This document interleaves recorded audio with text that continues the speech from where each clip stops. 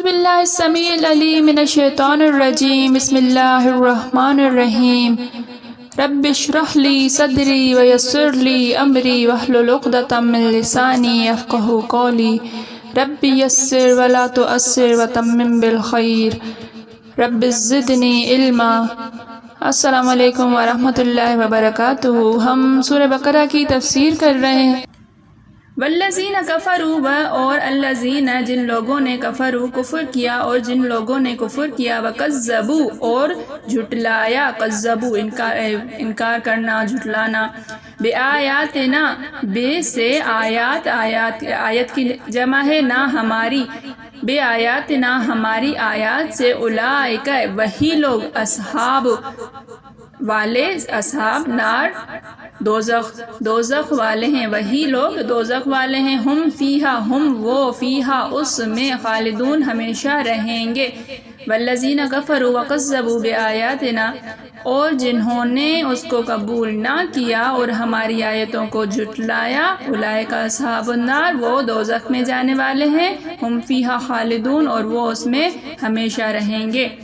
یا بنی اسرائیل یا اے بنی اسرائیل اولاد یعقوب، حضرت یعقوب علیہ السلام کا دوسرا نام ہے اسرائیل،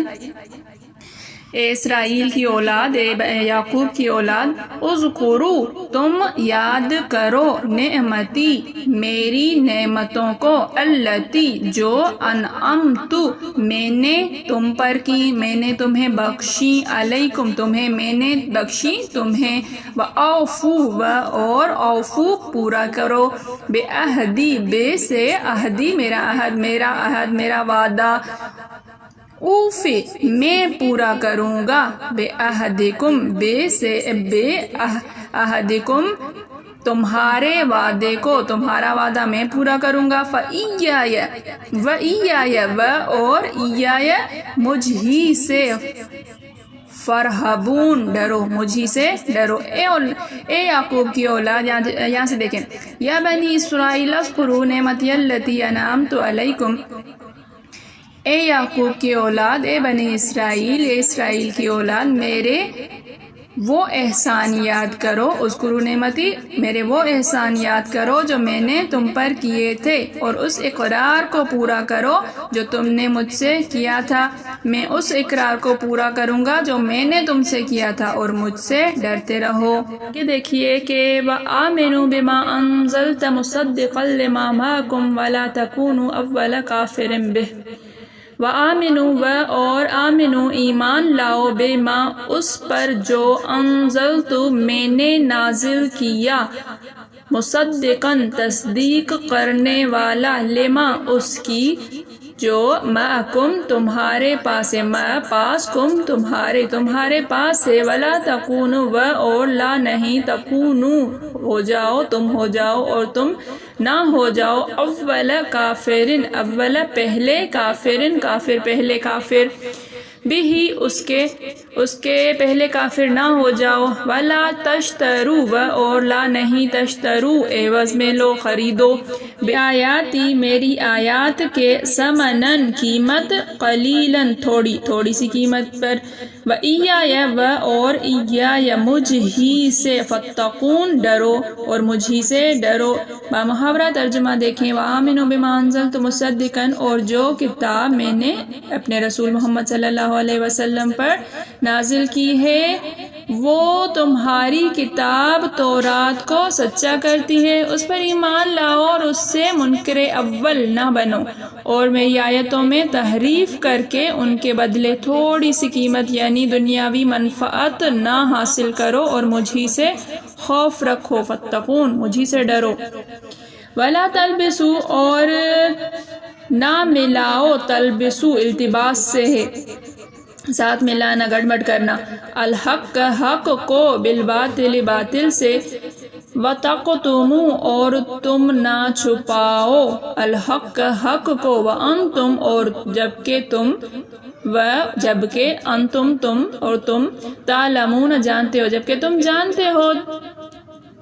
وَلَا تَلْبِسُوا الْحَقَّ بِالْبَاطِلِ اور حق کو باطل کے ساتھ نہ ملاؤ، وَتَكْتُمُوا الْحَقَّ وَأَنْتُمْ تَعْلَمُونَ اور نہ ہی سچی بات کو جان بوجھ کر چھپاؤ۔ وَأَقِيمُوا الصَّلَاةَ اور اقیموا قائم کرو، تم قائم کرو، الصلاۃ نماز اور تم نماز قائم کرو، وآتوا اور ادا کرو، الزکوٰۃ زکوٰۃ، وارکعوا اور رکوع کرو، یہ سارے جمع کے صیغے ہیں دیکھیں، مع الراکعین مع ساتھ راکعین رکوع کرنے والوں کے ساتھ رکوع کرو، واقیموا الصلاۃ وآتوا الزکوٰۃ وارکعوا مع الراکعین اور نماز پڑھا کرو، زکوٰۃ دیا کرو اور اللہ کے آگے جھکنے والوں کے ساتھ جھکا کرو۔ اتامرون الناس کیا تامرون تم حکم دیتے ہو، الناس لوگوں کو، کیا تم لوگوں کو حکم دیتے ہو، بالبر نیکی کا، وتنسون اور تنسون بھول جاتے ہو، انفسکم اپنے آپ کو، اپنے نفس کو، وانتم اور انتم تم، وانتم حالانکہ تم، حالیہ ہے یہاں پہ، اور کے معنی میں نہیں آئے گا، حال کے معنی میں آئے گا، وانتم اور حالانکہ تم، تتلون الکتاب تتلون تلاوت کرتے ہو، پڑھتے ہو، الکتاب کتاب کو پڑھتے ہو، افلا تعقلون افلا کیا پس لا نہیں تعقلون تم سمجھتے، پس تم کیوں نہیں سمجھتے، کیا پھر بھی تم نہیں سمجھتے۔ وَاسْتَعِینُوا بِالصَّبْرِ وَاسْتَعِینُوا اور استعینوا تم مدد حاصل کرو، استعانت سے مدد چاہنا، بالصبر صبر سے، والصلاۃ اور نماز سے، وَإِنَّهَا اور ان بے شک ہا وہ اور بے شک وہ، لَكَبِيرَةٌ ضرور، کبیرتن بڑی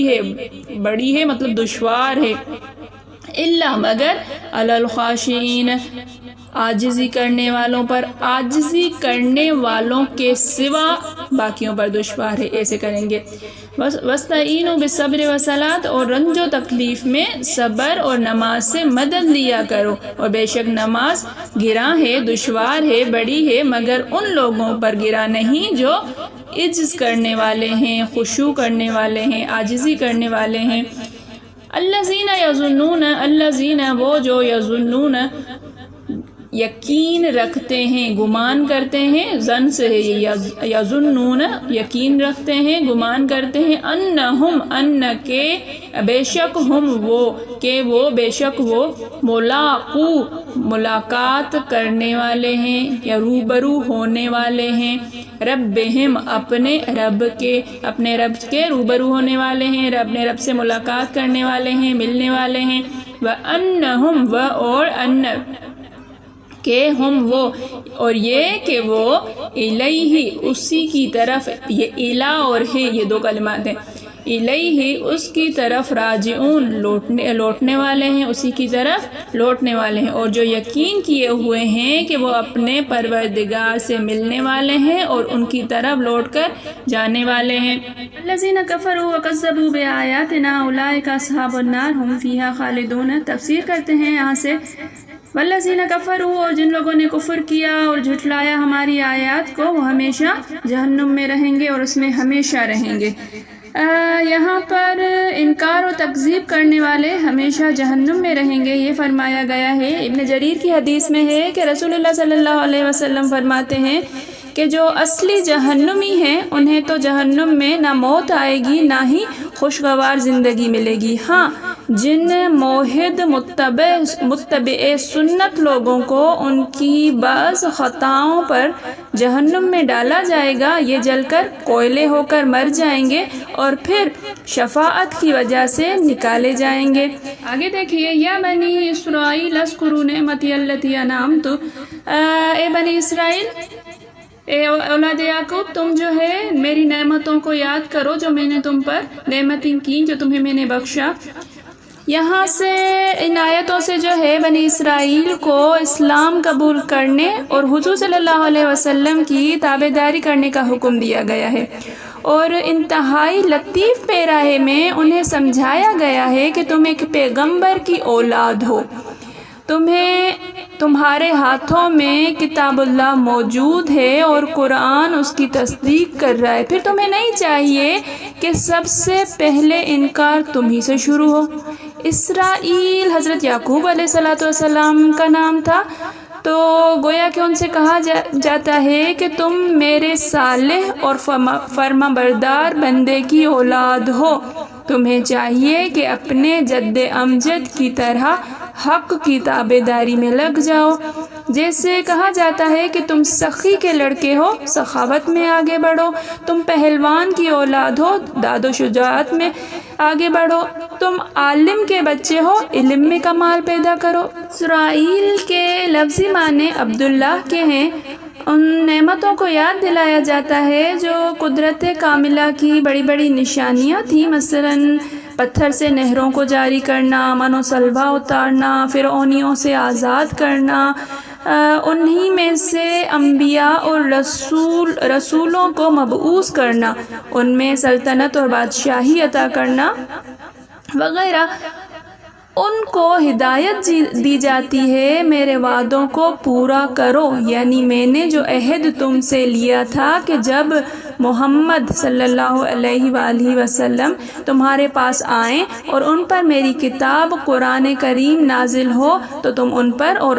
آپ صلی اللہ علیہ وسلم کی ذات پر ایمان لانا۔ وہ تمہارے بوجھ ہلکے کریں گے اور تمہاری زنجیریں توڑ دیں گے اور تمہارے طوق اتار دیں گے، اور میرا وعدہ بھی پورا ہو جائے گا کہ میں تمہیں اس دین کے سخت احکام کے متبادل آسان دین دوں گا۔ یہ تفسیر کو وَآمِنُوا بِمَا أَنزَلْتُ مُصَدِّقًا، اور ایمان لاؤ اس پر جو تصدیق کرنے والا ہے، جو میں نے وہ نازل کیا تصدیق کرنے والا ہے۔ یہاں پر قرآن حکیم پر ایمان لانے کا حکم ہے۔ فرمایا کہ جو تمہاری کتاب کی بھی تصدیق اور تائید کرتا ہے، جسے لے کر وہ نبی آئے ہیں جو امی ہیں، عربی ہیں، جو بشیر ہیں، جو نذیر ہیں، جو سراج منیر ہیں، جن کا اسم شریح محمد صلی اللہ علیہ وسلم ہے، جو تورات اور انجیل کو سچ ماننے والے اور حق کو پھیلانے والے ہیں۔ چونکہ تورات اور انجیل میں بھی آپ صلی اللہ علیہ وسلم کا ذکر تھا، تو آپ کا تشریف لانا تورات کی سچائی کی دلیل تھی،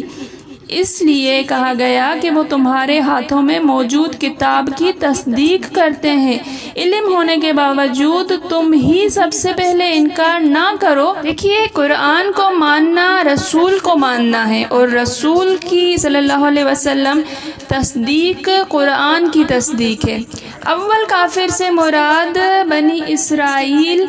کے اولین منکر ہیں، کیونکہ کفار قریش بھی انکار اور کفر کر چکے تھے، لہٰذا بنی اسرائیل کا انکار اہل کتاب میں سے پہلی جماعت کا انکار تھا،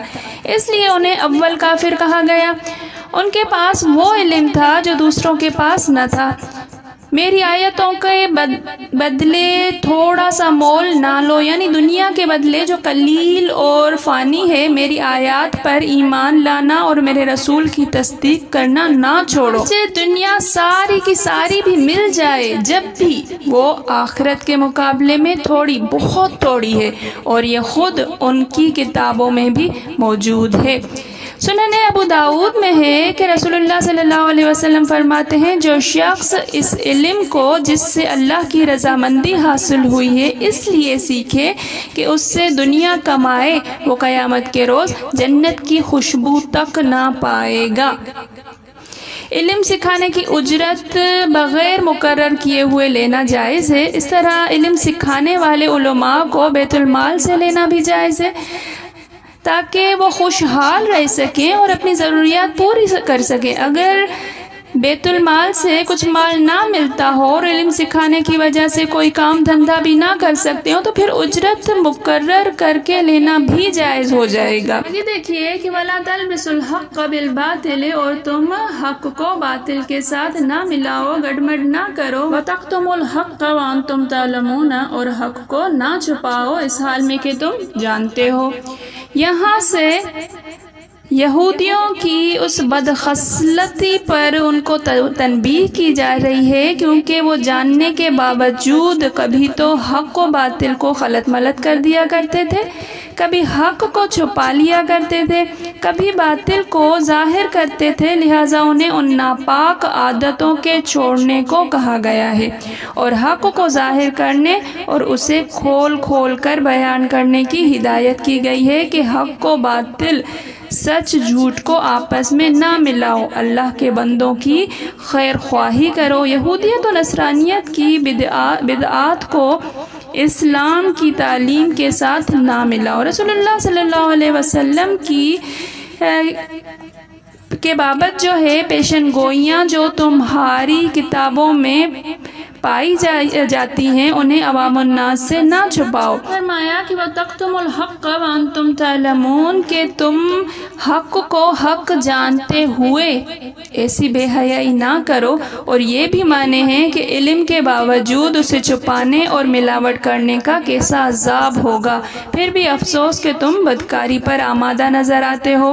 کہ زکوٰۃ تو 200 درہم پر پھر اس سے زیادہ رقم پر واجب ہوتی ہے، اور نماز اور زکوٰۃ فرض و واجب ہیں،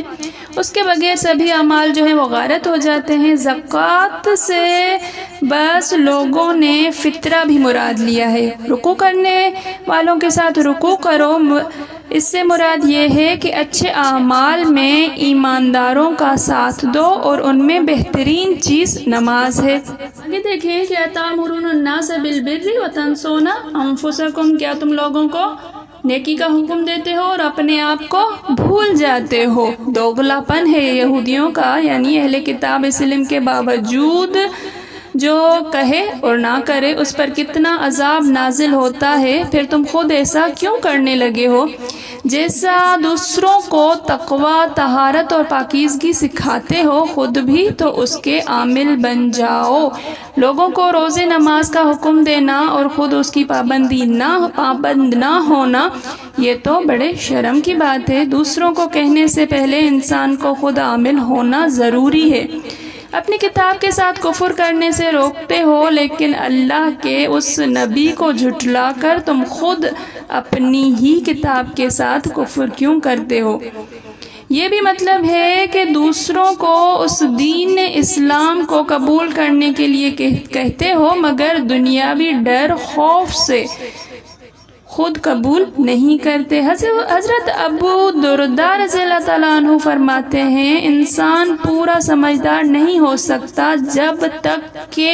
لوگوں کو اللہ کے خلاف کام کرتے ہوئے دیکھ کر ان کا دشمن نہ بن جائے، اور اپنے نفس کا ان سے بھی زیادہ۔ ان لوگوں کو اگر رشوت وغیرہ نہ ملتی تو حق بتا دیتے، لیکن خود عامل نہ تھے، جس کی وجہ سے اللہ تعالیٰ نے ان کی مذمت کی ہے۔ یہاں پر یہ بات یاد رکھنی چاہیے کہ اچھی چیز کا حکم دینے پر ان کی برائی نہیں کی گئی، بلکہ خود نہ کرنے پر برائی بیان کی گئی ہے۔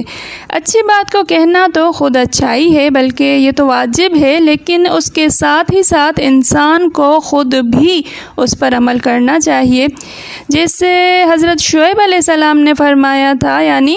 میں ایسا نہیں ہوں کہ تمہیں جس کام سے روکوں وہ خود کروں، میرا ارادہ تو اپنی طاقت کے مطابق اصلاح کا ہے، میری توفیق اللہ کی مدد سے ہے، میرا بھروسہ اسی پر ہے، اور میری رغبت اور رجوع بھی اسی کی طرف ہے۔ پس نیک کاموں کے کرنے کے لیے کہنا بھی واجب ہے اور خود کرنا بھی واجب، ایک کو نہ کرنے سے دوسرا بھی چھوڑ دینا نہیں چاہیے۔ رسول اللہ صلی اللہ علیہ وآلہ وسلم نے فرمایا، جو عالم لوگوں کو بھلائی سکھائے اور خود عمل نہ کرے، اس کی مثال چراغ جیسی ہے کہ لوگ اس کی روشنی سے فائدہ اٹھا رہے ہیں، لیکن وہ خود جل رہا ہے۔ ایک اور حدیث میں ہے، رسول اللہ صلی اللہ علیہ وسلم فرماتے ہیں، معراج والی رات میں نے دیکھا کہ کچھ لوگوں کے ہونٹ آگ کی کینچیوں سے کاٹے جا رہے ہیں۔ میں نے پوچھا، یہ کون لوگ ہیں؟ کہا گیا کہ یہ آپ کی امت کے خطیب اور واعظ اور عالم ہیں، جو لوگوں کو بھلائی سکھاتے تھے مگر خود نہیں کرتے تھے، علم کے باوجود سمجھتے نہیں تھے، ایک اور حدیث میں ہے کہ زبانیں اور ہونٹ دونوں کاٹے جا رہے تھے، نعوذ باللہ۔ یہ دیکھیں وَاسْتَعِینُوا بِالصَّبْرِ وَالصَّلَاةِ، اور تم مدد حاصل کرو صبر اور نماز کے ذریعے۔ صبر کا مفہوم جو ہے اس آیت میں فرمایا جاتا ہے کہ تم دنیا اور آخرت کے کاموں پر نماز اور صبر کے ساتھ مدد طلب کیا کرو، فرائض بجا لاؤ اور نماز کو ادا کرتے رہو۔ روزہ رکھنا بھی صبر کرنا ہے، اسی لیے رمضان کو صبر کا مہینہ کہا گیا ہے۔ حضور صلی اللہ علیہ وسلم فرماتے ہیں روزہ آدھا صبر ہے۔ صبر سے مراد گناہوں سے رک جانا بھی ہے۔ اس آیت میں اگر صبر سے یہ مراد لی جائے تو برائیوں سے رکنا اور نیکیاں کرنا دونوں کا بیان ہو گیا۔ نیکیوں میں سب سے اعلیٰ چیز نماز ہے۔ حضرت عمر بن خطاب رضی اللہ تعالیٰ عنہ فرماتے ہیں صبر کی دو قسمیں ہیں، مصیبت کے وقت صبر اور گناہوں کے ارتکاب سے صبر، اور یہ صبر پہلے سے زیادہ اچھا ہے۔ حضرت سعید بن جبیر رحمۃ اللہ فرماتے ہیں انسان کا ہر چیز کا اللہ کی طرف سے ہونے کا اقرار کرنا، ثواب کا طلب کرنا، اللہ کے پاس مصیبتوں کے اجر کا ذخیرہ سمجھنا، یہ صبر ہے۔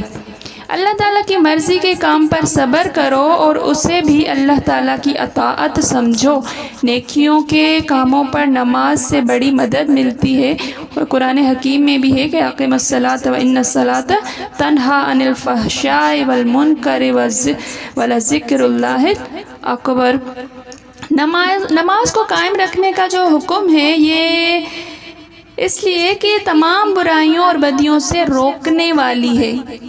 اس میں ہے کہ ایک سوال کرنے والے کے سوال پر حضور صلی اللہ علیہ وسلم نے فرمایا تھا یہ بری چیز ہے، لیکن جس پر اللہ کی مہربانی ہو اس پر آسان ہے۔ حضرت ابن جریر رحمۃ اللہ نے اس آیت کے معنی کرتے ہوئے اسے بھی یہودیوں سے ہی خطاب قرار دیا ہے۔ دیکھیے الذین یظنون انہم ملاقو ربہم، کہ وہ لوگ جو یقین رکھتے ہیں کہ وہ اپنے رب سے ملاقات کریں گے، روبرو ہونے والے ہیں اپنے رب کے، وَأَنَّهُمْ إِلَيْهِ راجعون، اور اسی کی طرف لوٹنے والے ہیں، اسی کی طرف رجوع کرنے والے ہیں۔ یہاں پر ظن یقین اور علم کے معنی میں ہے کہ ان کو یقین ہے، جو یقین رکھتے ہیں اپنے رب سے ملاقات کی۔ الذین یظنون، گمان کا معنی یقین۔ ایک صحیح حدیث میں ہے کہ قیامت کے دن ایک گناہگار بندے سے اللہ تعالیٰ فرمائے گا کیا میں نے تجھے بیوی بچے نہیں دیے تھے؟ کیا تجھ پر طرح طرح کے اکرام نہیں کیے تھے؟ کیا تیرے لیے گھوڑے اور اونٹ مسخر نہیں کیے تھے؟ کیا تجھے راحت و آرام، کھانا پینا میں نے نہیں دیا تھا؟ یہ کہے گا ہاں پروردگار، یہ سب کچھ تھا۔ پھر کیا تیرا علم و یقین اس بات پر نہ تھا کہ تو مجھ سے ملنے والا ہے؟ وہ کہے گا کہ ہاں، اللہ تعالیٰ اسے نہیں مانتا تھا۔ اللہ تعالیٰ فرمائے گا بس جس طرح تو مجھے بھول گیا تھا آج میں بھی تجھے بھلا دوں گا۔ الحمدللہ آج ہم نے آیت نمبر 46 تک ترجمہ و تفسیر کی۔ امید ہے آپ کو سمجھ آ رہا ہوگا۔ اللہ تعالیٰ ہمارا پڑھانا قبول فرمائے، میرے پڑھانے میں، آپ کے پڑھنے میں، میرے سمجھانے میں، آپ کے سمجھنے میں کوئی خطا، کوئی بھول چوک ہو گئی ہو تو میں اللہ کے حضور میں توبہ کرتی ہوں اور معافی کی خواستگار ہوں۔ اللہ تعالیٰ ہم سب کا حامی و ناصر ہو۔ السلام علیکم ورحمۃ اللہ وبرکاتہ۔